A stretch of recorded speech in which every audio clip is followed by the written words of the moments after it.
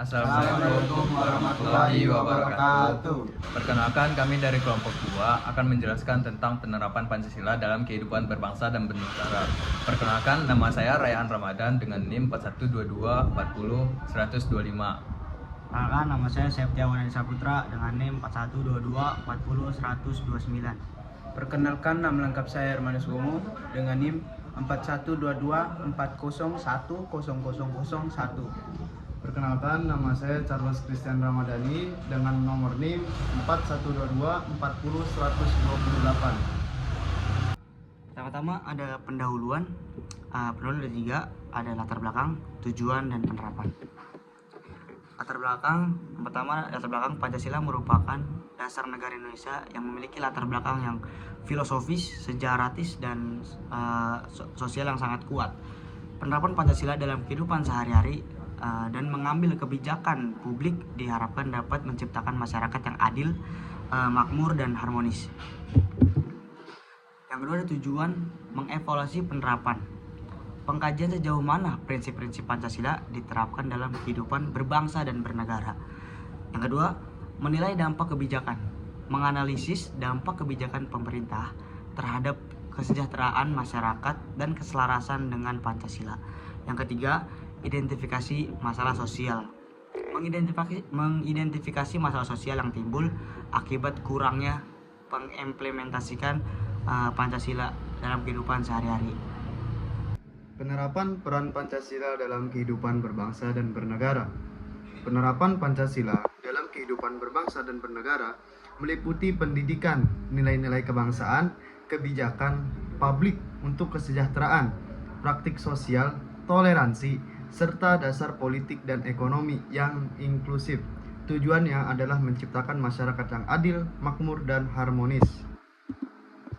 Pemahaman dan penjelasan. Pancasila sebagai dasar negara Indonesia terdiri dari 5 prinsip yang saling terkait: penghormatan terhadap agama, penegakan hak asasi manusia, kebersamaan, musyawarah dalam pengambilan keputusan, dan distribusi kekayaan yang adil. Dalam kebijakan ekonomi, prinsip-prinsip ini diterapkan melalui pengembangan UMKM, proyek infrastruktur, dan program perlindungan sosial seperti PKH. Pancasila menjadi pedoman untuk menciptakan kebijakan yang berorientasi pada kesejahteraan dan keadilan bagi seluruh rakyat.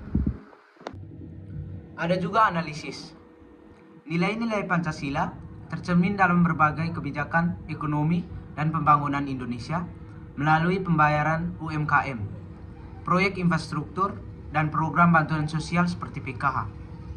Kebijakan ini meningkatkan kepadatan dan akses layanan masyarakat. Namun, ketimpangan antara daerah perkotaan dan pedesaan serta risiko beban utang dan proyek infrastruktur tetap menjadi tantangan. Evaluasi berkelanjutan diperlukan agar kebijakan tetap sesuai dengan prinsip Pancasila dan mengutamakan kesejahteraan. Evaluasi efektif penerapan Pancasila.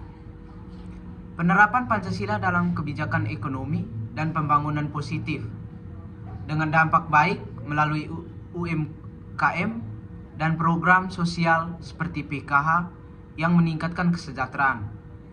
Namun, tantangan seperti ketimpangan akses, pengolahan utang, dan rendahnya partisipasi masyarakat masih ada. Selanjutnya, penerapan. Rekomendasi untuk kebijakan ekonomi dan pembangunan nasional berdasarkan Pancasila mencakup pemberdayaan UMKM melalui pelatihan manajemen dan pemasaran, berkolaborasi dengan perguruan tinggi dan LSM di daerah terpencil. Fokus pada pembangunan infrastruktur di daerah tertinggal harus dilakukan dengan model pembiayaan publik swasta dan melibatkan masyarakat dalam perencanaan. Program bantuan nasional perlu diarahkan kepada kelompok rentan dengan melibatkan tim relawan desa untuk distribusi yang efektif. Transparansi dalam pengelolaan sumber daya juga penting melalui sistem pelaporan transparansi dalam pengelolaan sumber daya keuntungan yang terbuka. Langkah-langkah ini meningkatkan kesejahteraan masyarakat secara merata. Selanjutnya ada kesimpulan. Pancasila sebagai dasar negara Indonesia terdiri dari 5 prinsip sila tertinggi yang terkait, yaitu penghormatan terhadap agama, penegakan hak asasi manusia, kebersamaan, musyawarah, dan distribusi kekayaan yang adil. Penerapan nilai-nilai ini dalam kebijakan ekonomi terlihat melalui pengembangan UMKM, proyek infrastruktur, dan program sosial seperti PKH yang berkontribusi pada peningkatan kesejahteraan masyarakat meskipun ada dampak positif. Tantangan seperti ketimpangan antara daerah dan pengelolaan utang masih harus diatasi. Rekomendasi untuk meningkatkan efektivitas kebijakan mencakup pemberdayaan UMKM, pembangunan infrastruktur dengan melibatkan masyarakat, beserta peningkatan transparansi dan akuntabilitas dalam pengelolaan sumber daya. Berikut daftar referensi yang kita ambil. Sekian dari hasil pemaparan diskusi kami. Kalau ada salah dan janggal mohon dimaafkan. Assalamualaikum warahmatullahi wabarakatuh.